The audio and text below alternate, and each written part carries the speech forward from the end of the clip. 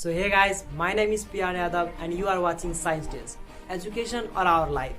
Nepal students la as an incredible decision लिनु पर्छ. Are exams more crucial or is our life more important? If you think this makes zero sense, then this video is for you. नेपालमा चारैतिर corona virus pandemic चलिरहेको छ. Cases कम हुने नाम लिइरहेको छैन. दिन 2 गुना र रात 4 गुनाको साथमा केसेस राइज भइरहेको छ र अथोरिटीजलाई केवल एक्जाम लिने चिन्ताले सताइरहेको छ. दैनिक करिब 150 नयाँ संक्रमित थपिरहेको हुँदा कोरोना संक्रमणको त्रास अझै कायमै रहेको देखिन्छ. साथै अहिले हाम्रो देश नेपालमा बाढी, पहिरो जस्ता प्राकृतिक प्रकोपले पनि धेरै क्षेत्रमा क्षति पुर्याई अधिकांश राजमार्ग अवरुद्ध रहेको बेला परीक्षाको मिति नै तोकेर सूचना प्रकाशित हुनु जिम्मेवारपूर्ण देखिएन. And if you agree with me, then please यो भिडियोलाई till end watch गरिदिनु होला and सक्दो सबैसँग शेयर गरिदिनु होला. Because lots of students will be affected by this. Nevertheless, हाम्रो main stream media ले यसलाई cover गरिरहेको छ. So today I have made this video on one of the most important topic, that is COVID crisis and changes to be made in the present guidelines declared by the educational authorities of Nepal right in this pandemic situation. So if you like my opinion in this regard, then please मेरो YouTube channel लाई subscribe गरिदिनु होला र यो bell icon लाई press गरिदिनु. Today I am not only going to talk about the problems, but also I am going to put up some positive solutions from my standpoint.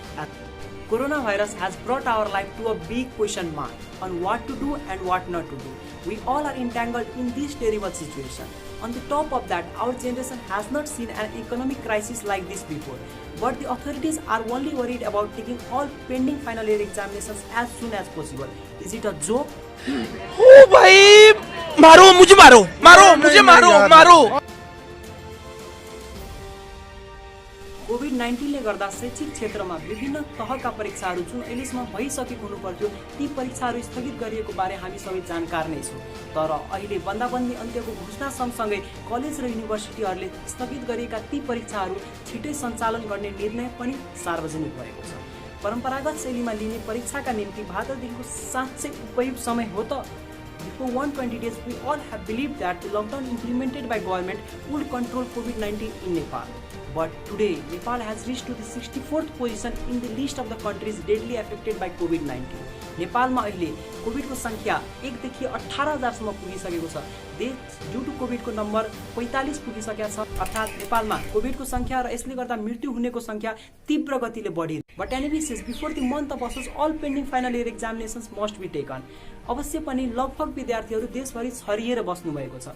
कतिपय जिल्लामा corona संक्रमणको उच्च जोखिम कायमै छ भने हालै मात्र सप्तरीको राजविराज नगरपालिकामा आफ्नो समुदाय क्षेत्रमा कोरोना बढेकोले आफ्नो क्षेत्रमा पुनः बन्दाबन्दी सुचारू गरी निषेधाज्ञा जारी गरेको छ.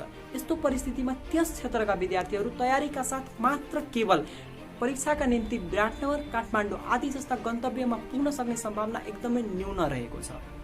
What should a student do? Trust the guidelines of their state, follow the advice of their parents, or follow the guidelines declared by NAB and others. Now, these concerned authorities' guidelines are not an advisory to these colleges and universities. It's an order, and each and every educational institution in Nepal must follow it strictly.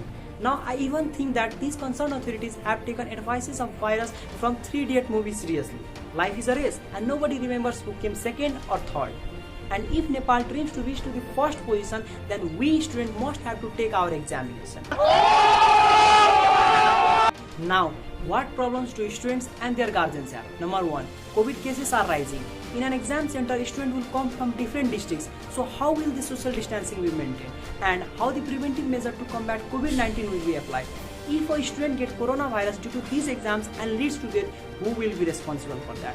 Number 2, what about students who stay in villages? Due to lockdown, these students might have gone to their villages. Is it safe to ask them to come back to cities again just for exams, neglecting their hardships?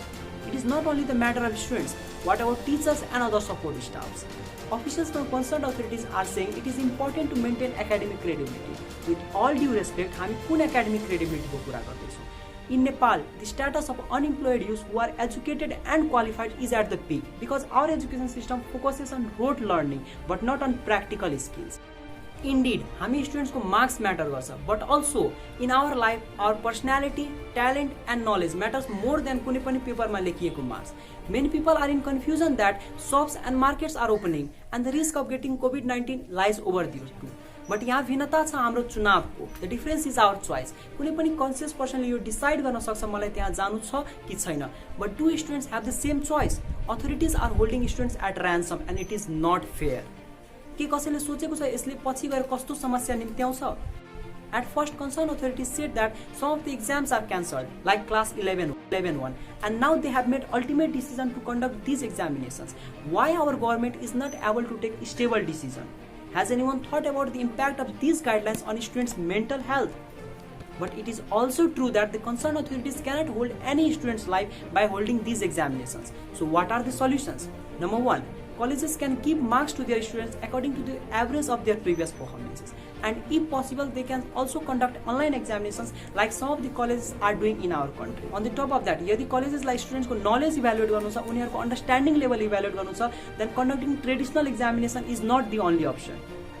Because traveling and going to the examination center will make the COVID situation even worse. In these exceptional circumstances, conducting traditional examination is to entangle teachers, students and guardians in problems. So what can we do? For teachers, please support your students. For guardians, please be calm and motivate your students to learn life skills and keep studying. And importantly, request the concerned authorities to look for suitable and applicable alternatives. And students, raise your voice.